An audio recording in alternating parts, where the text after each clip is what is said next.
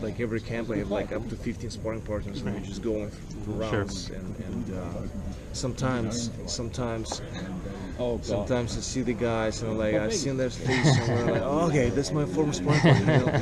Obviously I didn't forget about AJ, and since he won the Olympics, I was his biggest fan and supporter of his talent. And I think he's an extremely talented guy.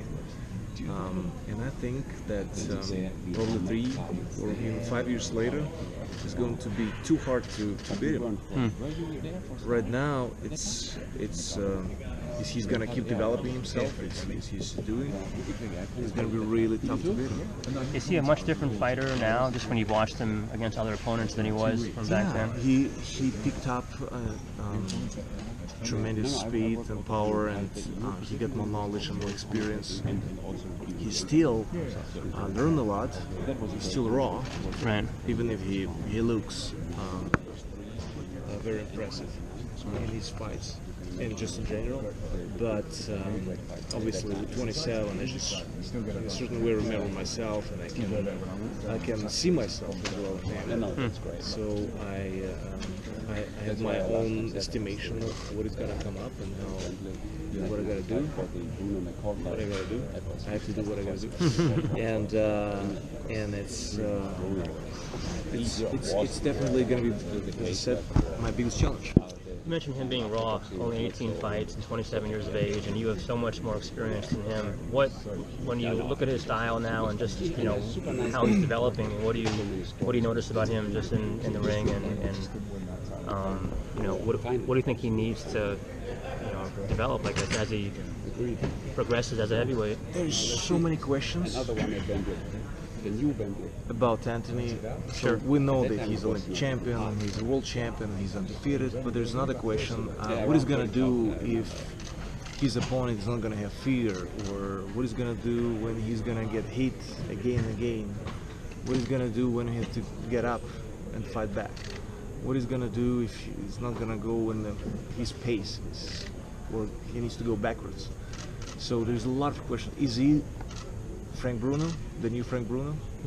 Is he capable of handling it properly? So there's a lot of questions, and I think there's a lot of questions for himself that can be only answered in the actual fight. I think he's gonna face strong opposition. You think he's been matched pretty carefully so far in his career? I believe so. I mean, I don't know. In 18 fights, there's no big names, or were no big names, or where you can say like, well, at least that guy was experienced, or so. And I understand. I don't want to disrespect the opposition. So I had in the past also, and then, questionable guys or whatever. So I just was fighting anybody was put it by my promoter in front of me, and I was taking care of it. So he did as well. But now we will know the truth. Vladimir, can I ask, obviously there's, as you know, great interest in the UK. You've had battles with lots of British heavyweights down the years.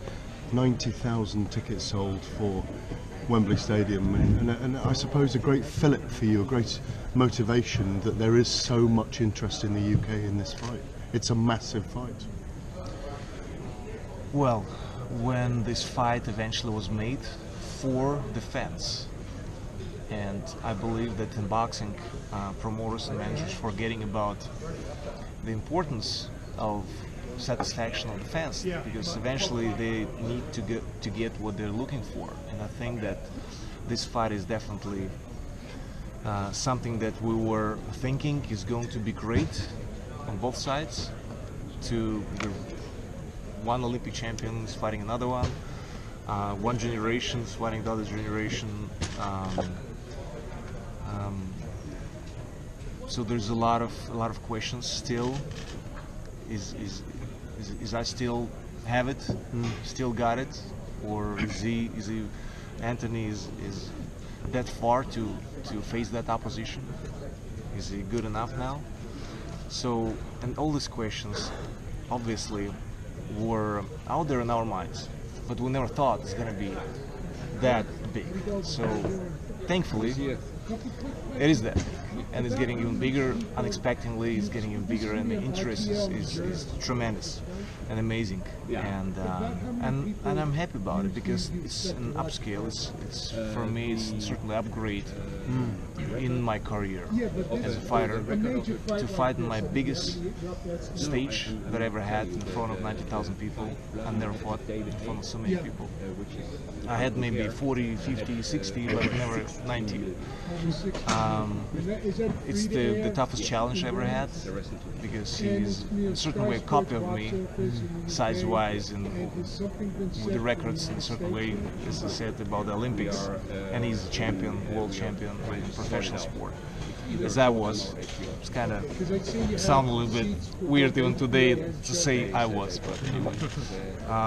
And fighting in the UK doesn't feel like fighting away from home necessarily because you've been there so long. No, I'm happy to be back in the UK. I know we have a lot of, I'll say Vitaly and I, since we're fighting there as well, a lot of followers, and we've been fighting British fighters a lot in our careers, and I know we have fans there too, and not to forget boxing came from Great Britain, so it's great to be back where boxing came from and actually fighting on British soil. And you enjoy fighting a guy with no kind of table throwing and chair throwing? Do you enjoy that build-up where it's more two sportsmen? I never had this before because usually guys always were in a certain way nasty, or fighters like trying to eat their children and Goad you and irk you.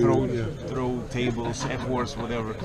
So to promote the fight is probably their idea, or chasing on the speedboat, you know, paddleboarder, I don't know, something like that. So, and it shows totally different quality of the sport, and I think the sport of boxing is a sweet science.